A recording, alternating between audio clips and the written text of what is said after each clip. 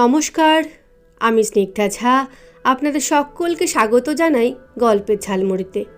আজকে আপনাদের শোনাচ্ছি প্রভাত কুমার মুখোপাধ্যায়ের লেখা নতুন বউ গল্পটির অন্তিম পর্ব।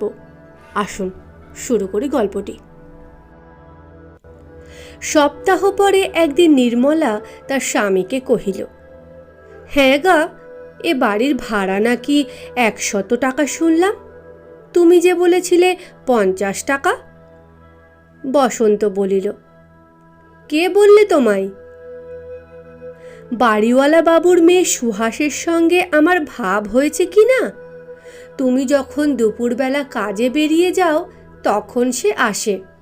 আমায় লুডো খেলতে শিখিয়েছে। আমরা লুডো খেলি। আজ আমাকে সুহাস জিজ্ঞেস করলে, তোমার স্বামীর মাইনে কত ভাই?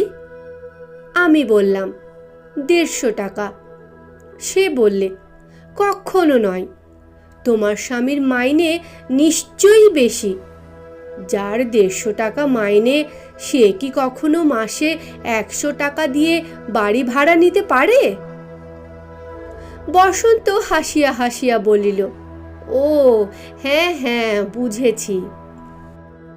আমি এই বাড়ি যখন ভাড়া নিই তখন বাড়িওয়ালা আমায় বলেছিল, অনেক খরচপত্র করে বাড়ি তৈরি করেছি। এ বাড়ির 100 টাকা ভাড়াই আমি ধার্য রেখেছিলাম। কিন্তু 100 টাকা কেউ দিতে চায় না, খালি খালি পড়ে থাকে। তার চেয়ে আপনাকে 50 টাকাই দিচ্ছি। কিন্তু কাউকে বলবেন না। কেউ যদি জিজ্ঞাসা করে তো বলবেন 100 টাকাই ভাড়া। কেননা আপনি যদি অন্য বাড়িতে উঠে যান তাহলে কেউ আর তখন 50 টাকার বেশি দিতে চাইবে না। মেয়েদের পেটে তো আর কথা থাকে না। তাই বোধহয় বাড়িতে বলেছেন 100 টাকা ভাড়া পান। নির্মলা বলিল, ও এতক্ষণে বুঝতে পারলাম।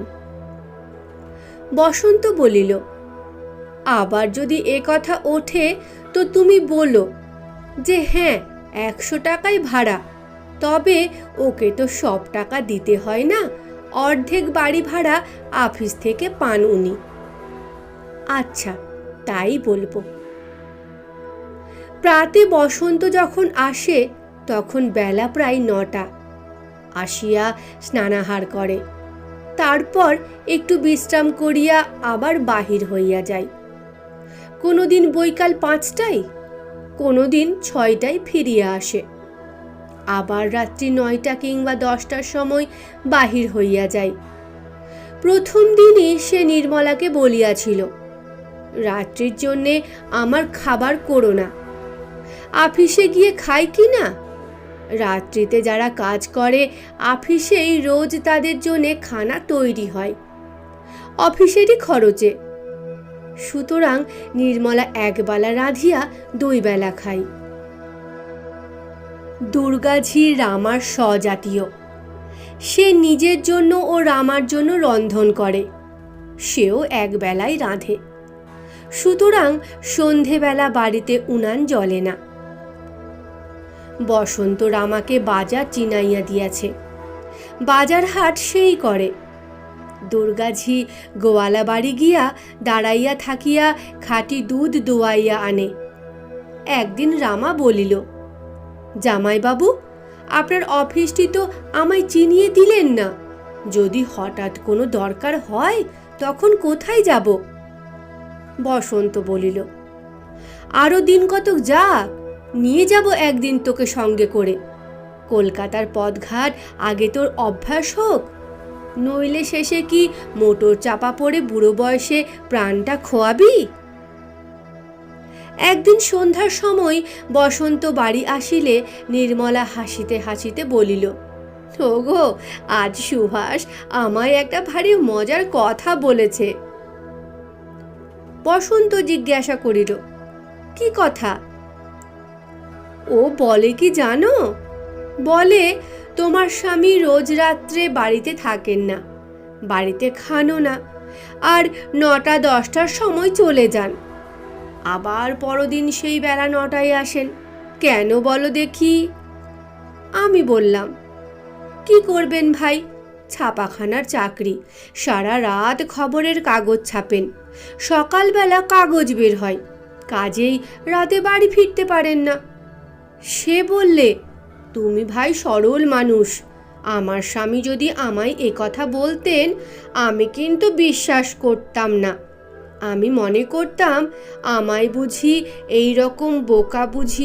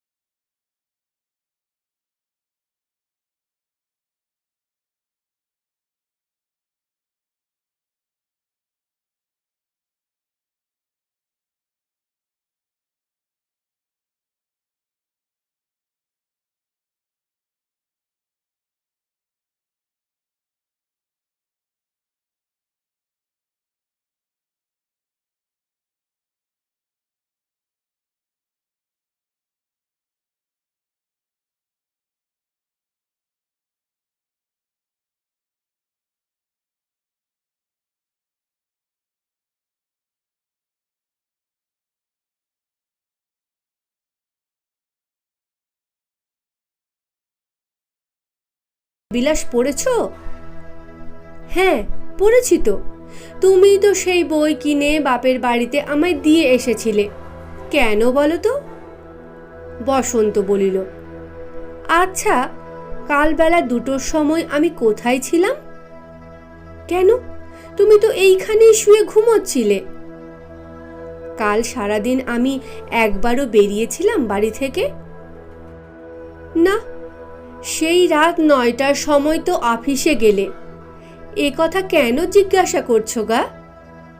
একটা ভারী মজা হয়েছে। আজ দুপুরের পর আমি অফিসে গেলে একজন আমায় বললে, কাল বেলা 2টোর সময় মোটরে চড়ে আপনি কোথায় যাচ্ছিলেন? আমি বললাম, কই, আমি তো কোথাও যাইনি, আমি তো কাল সারাদিন বাড়িতেই ছিলাম। সে বললে, বিলক্ষণ, আমি আপনাকে হলদে রঙের মোটরে চড়ে হ্যারিসন রোড দিয়ে যেতে দেখলাম। একজন বুড়ো মতো লোক আপনার পাশে বসেছিল, আর আপনি বলছেন আপনি যাননি। আমি বললাম, নিশ্চয়ই আমি নই। তাহলে আমার মতো চেহারার অন্য কাউকে আপনি দেখেছেন। সে কিছুতেই আমার কথা বিশ্বাস করলে না, বললে, না, নিশ্চয়ই আপনি, ঠিক আপনারই চেহারা, এই রকম পাঞ্জাবি গায়ে, চাদর এই রকম খুলে গায়ে জড়ানো, আপনি ভিন্ন অন্য কেউ হতেই পারে না। ঠিক ভ্রান্তি বিলাস নয়? নির্মলা বলিল, হ্যাঁ তাই তো, ভারী আশ্চর্য তো। কয়েকদিন পরে নির্মলা একদিন সন্ধেবেলা স্বামীকে বলিল, হ্যাঁ গা, তুমি অফিস থেকে অন্য কোথাও গিয়েছিলে কি? বসন্ত বলিল, না, কেন বলো দেখি। সুহাসের মুখে শুনলাম আজ তার বাবা দেখেছেন একখানা হলদে মোটরে চড়ে তুমি হাওড়া স্টেশনের দিকে যাচ্ছ। বসন্ত কিয়ৎক্ষণ নীরব থাকিয়া বলিল, তাই তো, ভারী মুশকিল হলো যে, নিশ্চয়ই সেই লোকটা।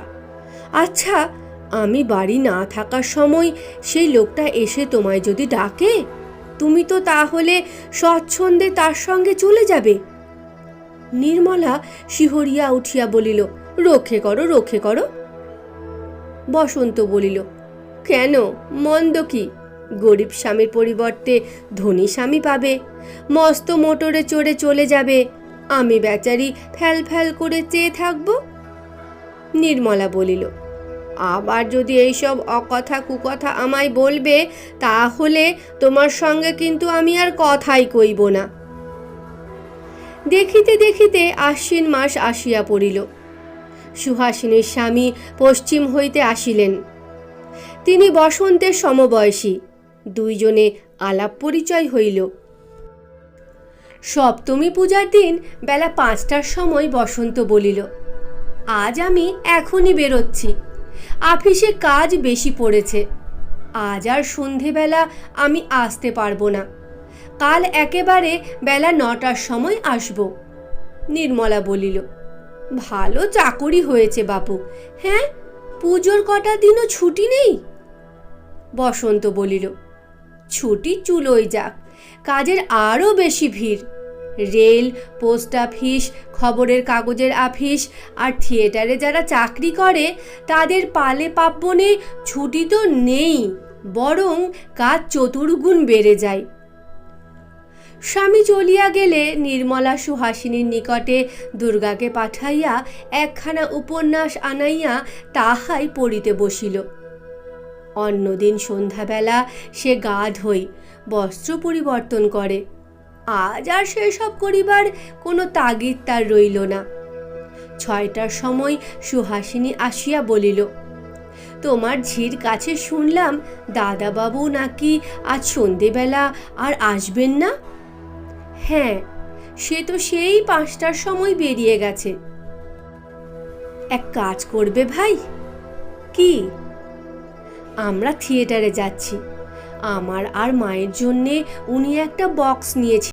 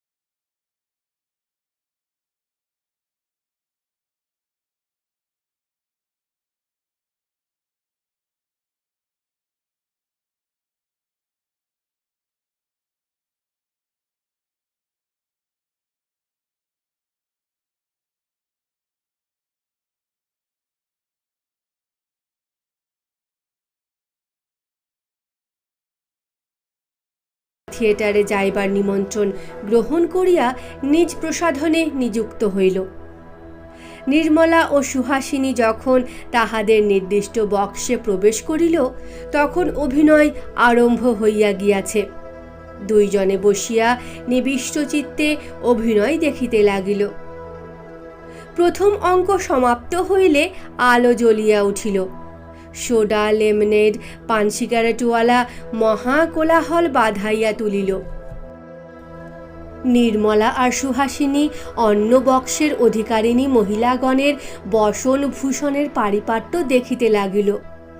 কোনো কোনো বক্সে মহিলাগণের সঙ্গে 2-1টি পুরুষও বসিয়া আছে। তারপর তাহারা নিম্নে দৃষ্টিপাত করিল। সুহাসিনী হঠাৎ বলিয়া উঠিল, হ্যাঁ ভাই, ওই খুকির বাবা নয়? নির্মলা বলিল, কোথায় কোথায়? ওই যে একেবারে সামনের সিটে, গদিয়াটা বেঞ্চের মাঝখানে। নির্মলা সেই লোকটির পানে নিরীক্ষণ করিয়া বলিল, হ্যাঁ তিনিই তো। তা এখানে তিনি কি করে এলেন? বলে গেলেন যে সন্ধে থেকেই অফিসে নাকি খুব কাজ, আর এখন উনি থিয়েটারে। সুহাস বলিল, তা কিছু আশ্চর্য নয়, খবরের কাগজওয়ালাদের আবার থিয়েটারের অভিনয়ের সমালোচনাও লিখতে হয় কি না? নইলে তারা বিজ্ঞাপন দেবে কেন? ওর অফিস থেকে আর কাউকে না পেয়ে আজ ওকেই পাঠিয়ে দিয়েছে বোধহয়। নির্মলা যেন সান্ত্বনা পাইয়া বলিল, হ্যাঁ তা হতে পারে বটে।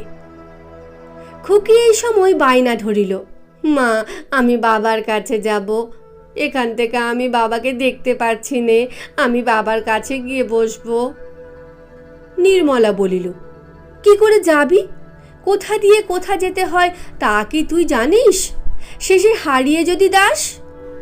উনি যদি আমাদের দেখতে পান তাহলে নিশ্চয়ই এখানে আসবেন, তখন তুই সঙ্গে যাস। চোখাচোখি হইবার আশায় নির্মলা একদৃষ্টে সেই দিকে তাকাইয়া রহিল, কিন্তু উদ্দিষ্ট ব্যক্তি উপরে চাহিল না। ক্রমে কনসার্ট থামিল, আলো নিভিল, দ্বিতীয় অঙ্ক আরম্ভ হইয়া গেল। দ্বিতীয় অঙ্ক শেষে আলো জ্বলিলে দেখা গেল নিম্নের সে আসন শূন্য, সেখানে কেউই নাই। ক্ষণকাল পরে নির্মলা দেখিল তাহার সম্মুখে বিপরীত দিকের বক্সে তার স্বামী প্রবেশ করিয়া দুইটি মহিলার সহিত কথা কহিতেছেন। উভয়েই যুবতী, একজন স্থূলাঙ্গী, একজন কৃশকায়ী। দুইজনের মাঝখানে একটি 7-8 বৎসরের বালক বসিয়া আছে। দেখিয়া নির্মলা খুব বিস্মিত হইল। সুহাসিনী মুখ টিপিয়া হাসিল। খুকি বলিল, ওই মা, বাবা ওখানে এসেছে, আমি বাবার কাছে যাই। নির্মলা বলিল, যা, গিয়ে ডাকগে যা। বালিকা চলিয়া গেল। নির্মলা সুহাসিনীকে জিজ্ঞাসা করিল, কে ভাই ওরা? উনি ওদের সঙ্গে কথা করছেন কেন? তাও আর বুঝতে পারলে না নেকুরাম? ওদের দুটির মধ্যে একটি তোমার উপসতীন। ওরই আফিসে তো রোজ রাত্রিরে তোমার স্বামী চাকরি করতে যান। নির্মলা স্তম্ভিত হইয়া বসিয়া রহিল, একদৃষ্টে সে বক্সের পানে চাহিয়া রহিল। তাহার যেন কান্না আসিতে লাগিল। অর্ধ মিনিট পরেই দেখিল স্বামী সেই বক্স হইতে বাহির হইয়া অদৃশ্য হইলেন। একটু পরেই খুকি ফিরিয়া আসিল। তার চোখ দিয়া ঝরঝর করিয়া জল পড়িতেছে। নির্মলা ব্যস্তভাবে তাহাকে কোলের কাছে টানিয়া জিজ্ঞাসা করিল, কি খুকি, কি হয়েছে? খুকি ফোপাইতে ফোপাইতে বলিল, মা, বাবা বললে আমি তোর বাবা নই, বললে আমি তোকে চিনি না বাছা, কার মেয়ে তুই, কোথায় থাকিস বলিয়া সে অভিমানে কাঁদিতে লাগিল। নির্মলা বলিল, ও মা, সর্বরক্ষে, ছি ছি, রাম রাম, কাকে আমার স্বামী বলে মনে করেছিলাম? না রে খুকি, ও তিনি নন। ঠিক তার মতো দেখতে আর একজন মানুষ। তুই তার বুকের কলজে, তোকে কি তিনি বলতে পারেন আমি তোর বাবা নই? সুহাস বলিল, তুমি কি বলছো ভাই, আমি বুঝতে পারছি নে। নির্মলা বলিল, কেন, তোমায় কি আমি বলিনি? বলিনি বোধ হয়। সেই দিন যে তুমি আমায় বলেছিলে একখানা হলদে রঙের মোটর গাড়িতে উনি হাওড়া স্টেশনে যাচ্ছেন, তোমার বাবা দেখে এসেছেন, সে উনি নন। ঠিক ওর চেহারার এই কলকাতায় আর একজন মানুষ আছেন। সে একখানা হলদে রঙের মোটর চড়ে বেড়ায়। ওর কত বন্ধু কত সময় তাকে দেখে উনি মনে করেছেন। উনি সে কথা আমায় বলেছেন। সুহাস বলিল, বলো কি, খুব আশ্চর্য তো। ওই সময় থিয়েটারে ঝিকে সেইখান দিয়া যাইতে দেখিয়া নির্মলা তাহাকে ডাকিয়া বলিল, ও ঝি, তুমি একবার গিয়ে দেখে এসো তো বাছা, একখানা বাড়ির মোটর গাড়ি হলদে রঙের দাঁড়িয়ে আছে কিনা। যদি থাকে তো জিজ্ঞাসা করো কার গাড়ি। আচ্ছা বলিয়া ঝি চলিয়া গেল। কিছুক্ষণ পরে আসিয়া বলিল, হলদে রঙের মোটর দাঁড়িয়ে আছে, বললে ভবানীপুরের হেমন্ত বাবুর গাড়ি। নির্মলা সহাস্যে সুহাসিনীর প্রতি চাহিয়া বলিল, শুনলে তো। কনসার্ট থামিল, আলো নিভিল, তৃতীয় অঙ্ক আরম্ভ হইল। পরদিন বেলা 9টার সময় বসন্ত বাড়ি আসিলে নির্মলা জিজ্ঞাসা করিল, হ্যাঁ গা, কাল তুমি থিয়েটারে গিয়েছিলে? বসন্ত সবিস্ময়ে বলিল, থিয়েটারে? তুমি স্বপ্ন দেখছো নাকি? কাল সেই সন্ধে থেকে সকাল 7টা পর্যন্ত মাথার ঘাম মোছবার অবকাশ পাইনি। আমি যাব থিয়েটার দেখতে? তুমি তো বেশ। নির্মলা তখন গত রাত্রির সমস্ত ঘটনা খুলিয়া বলিল। সুহাস প্রথমে কি সন্দেহ করিয়াছিল তাহা এবং ঝি পাঠাইয়া খবর লইবার কথাও বলিল। শুনিয়া বসন্ত বলিল, তুমিও তাহলে দেখেছ তাকে? কি সর্বনাশ! সে যদি তোমায় এসে বলতো চলো বাড়ি যাই, তুমি তো তাহলে স্বচ্ছন্দে তার সঙ্গে চলে যেতে। নির্মলা বলিল, বকো না তো বাবু, যাও। রোজ রোজ একই ঠাট্টা আর ভালো লাগে না। দূর থেকে দেখেছি বলেই আমার ভুল হয়েছিল, কাছে এসে ডাকলে কি আর আমার ভুল হতো? বসন্ত হাসিয়া বলিল, আমার নিজের মেয়ে যখন চিনতে না পেরে তাকে বাবা বললে, আমার শ্বশুরের মেয়ে কি তফাৎ বুঝতে পারত? নির্মলা বলিল, যা হয়ে গেছে তা হয়ে গেছে, আর কখনো আমি তোমার সঙ্গ ছাড়া এক পা বেরোবো না। পূজা অন্তে সুহাসিনী তার স্বামীর সঙ্গে পশ্চিমে চলিয়া গেল। এই নির্বান্ধব পুরীতে নির্মলা একটি সমবয়সী সহৃদয়া সখী পাইয়াছিল। তাহার অভাবে নির্মলার বড়ই কষ্ট হইতে লাগিল। কার্তিক মাসের মাঝামাঝি নির্মলার আর এক বিপদ উপস্থিত হইল। সন্ধ্যার পর যথারীতি বসন্ত অফিসে চলিয়া গেল, কিন্তু তার পরদিন নির্দিষ্ট সময়ে সে ফিরিয়া আসিল না। 10টা বাজিল, 11টা বাজিল, তথাপি স্বামী না আসায় নির্মলা বড়ই উৎকণ্ঠিত হইয়া পড়িল। রামাকে ডাকিয়া বলিল, রামুদা, তুমি একবার অফিসে গিয়ে খবর নিয়ে এসো না। কি হলো, কেন এলেন না, কিছুই তো বুঝতে পারছি নে। রামা বলিল, কতদিন বলেছি, আমাকে কি জামাইবাবু তার অফিস চিনিয়ে দিয়েছেন যে আমি যাব? নির্মলা কাঁদিতে কাঁদিতে বলিল, তাহলে কি হবে রামুদা? বাড়িওয়ালা বাবুকে বলিগে যাই, তিনি বোধ হয় সে অফিস চেনেন, তাকে সঙ্গে করেই নিয়ে যাই। যাও রামুদা, শিগগির যাও। নির্মলা উৎকণ্ঠিতভাবে রামার আগমন প্রতীক্ষা করিতে লাগিল। হঠাৎ মেঝের দরজা খুলিয়া বাড়িওয়ালা বাবুর স্ত্রী আসিয়া প্রবেশ করিয়া বলিলেন, হ্যাঁ বাছা, রামু বলছে আজ ছেলে নাকি বাড়ি আসেনি। হ্যাঁ মা, আমি বড় ভাবনায় পড়েছি, কি হবে মা? ভয় কি, হয়তো কোনো কাজে আটকা পড়েছেন। তিনি বললেন, মেয়েকে জিজ্ঞাসা করে এসো জামাই কোন অফিসে চাকরি করেন, তাহলে উনি এখনই গিয়ে খোঁজ নিয়ে আসবেন।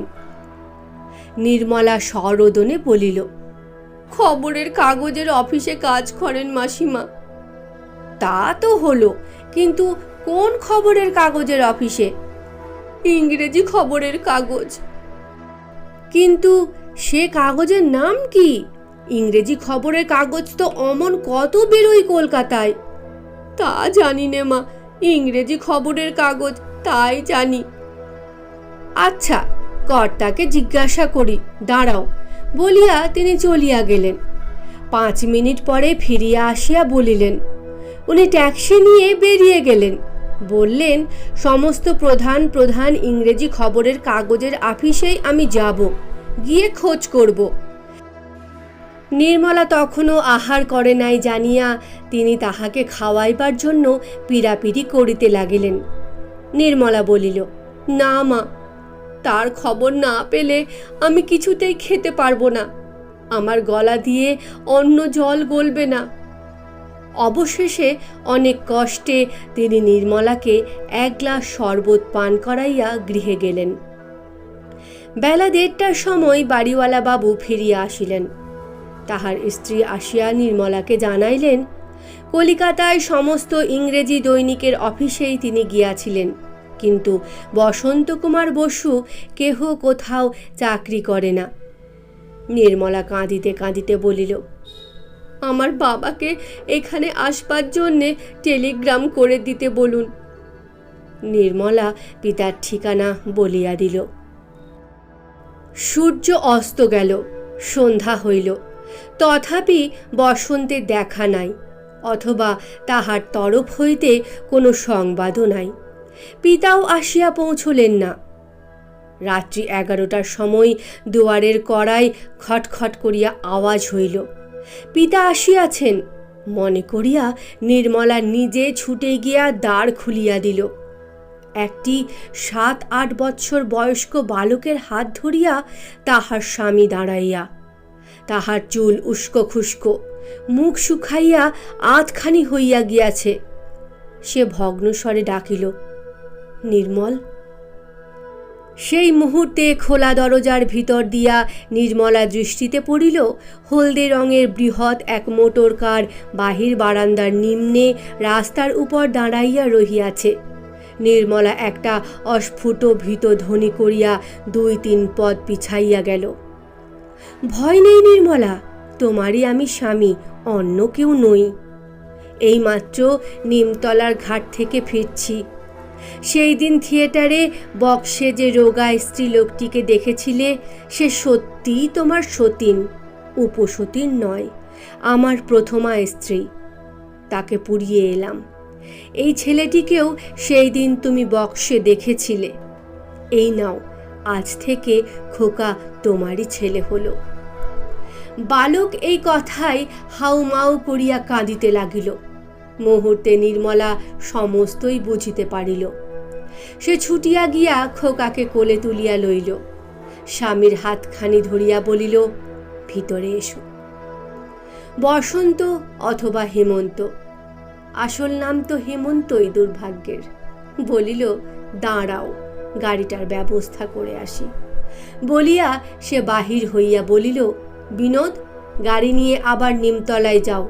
ওদের সব বাড়ি পৌঁছে দিয়ে গাড়ি সেখানেই রেখো। আজ রাত্রে আমি আর খোকা এইখানেই রহিলাম। কাল বেলা 9টার সময় গাড়ি নিয়ে আসবে।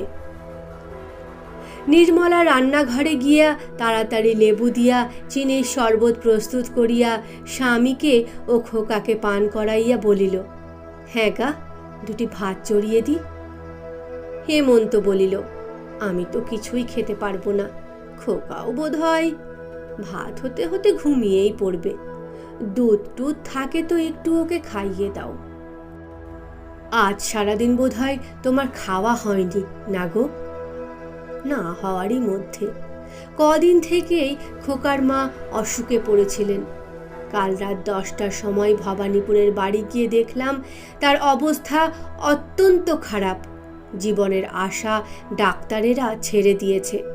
সেই তখন থেকে আজ বেলা 3টে অবধি জমে মানুষের যুদ্ধ। 3টের সময় সব শেষ হয়ে গেল। জোগাড় যন্তর করে বেরুতে বেরুতে সন্ধে হলো। আমি না আসাতে তুমি কত ভাবছো, তা মাঝে মাঝে মনে পড়ছে বটে, কিন্তু কাউকে দিয়ে একটা যে খবর পাঠাবো তোমাকে, তা আর পেরে উঠলাম না। তোমারও তো খাওয়া দাওয়া হয়েছে বলে মনে হচ্ছে না। নির্মলা বলিল, দুপুরবেলায় শরবত খেয়েছি। হেমন্ত একটা দীর্ঘ নিঃশ্বাস ফেলিয়া বলিল, তা আগেই জানি। আচ্ছা দাও, 2টো ভাত চড়িয়ে দাও, 2জনেই খাবো এখন। খুকি কোথায়? সে উপরে ঘুমোচ্ছে। তুমি উপরে চলো। আচ্ছা তাই চলো। দ্বিতলে গিয়া নির্মলা খোকাকে কোলে করিয়া সোফার উপর বসিয়া তাহাকে দুধ ও সন্দেশ খাওয়াইতে লাগিল। হেমন্ত খাটের উপর বসিয়া ঘুমন্ত খুকিকে কোলে তুলিয়া লইয়া তাহার মুখে চুমু খাইতে খাইতে বলিতে লাগিল, মা, আমায় বাবা বললে যে আমি তোর বাবা নই। এই বলে বাছা আমার সেদিন কত কেঁদেছিল।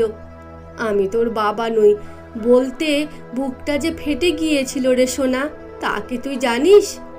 বলিয়া হেমন্ত ঘুমন্ত মেয়েকে বুকে চাপিয়া ধরিল।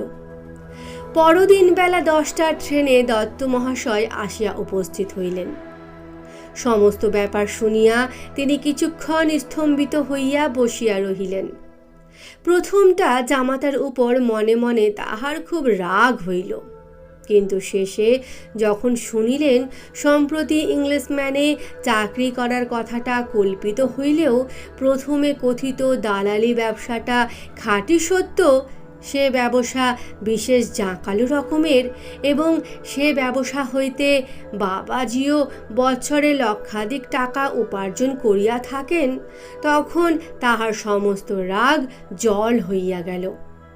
পরদিন দত্ত মহাশয় জামাতাকে জিজ্ঞাসা করিলেন, আচ্ছা বাবাজি, প্রথম যখন তোমার সঙ্গে আমার দেখা তখন তুমি পরিচয়টি গোপন করেছিলে কেন? হেমন্ত বলিল, আজ্ঞে না, নির্মলাকে বাড়ি নিয়ে যাবার জন্যে গঙ্গার ঘাটে আপনি যখন পালকি এনেছিলেন আপনি আমার নাম জিজ্ঞাসা করলেন। আমি তখন আমার প্রকৃত নামই বলেছিলাম, হেমন্ত কুমার বসু। বাড়ি নিয়ে গিয়ে আপনি আমায় বসন্ত বসন্ত বলে ডাকতে শুরু করলেন।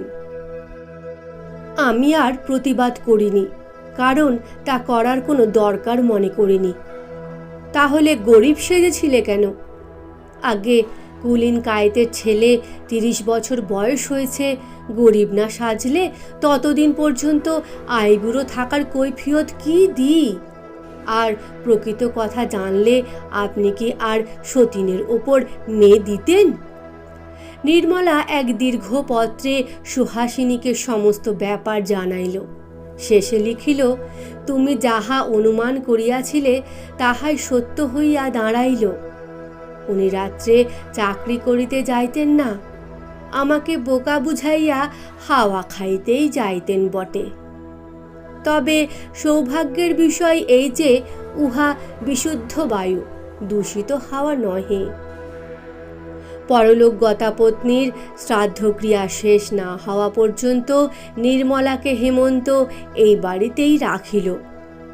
তাহার পর একটা ভালো দিন দেখিয়া হেমন্তের জননী তাহার নতুন বউকে আনাইয়া বরণ করিয়া ঘরে তুলিলেন। ধন্যবাদ গল্পটি শোনার জন্য।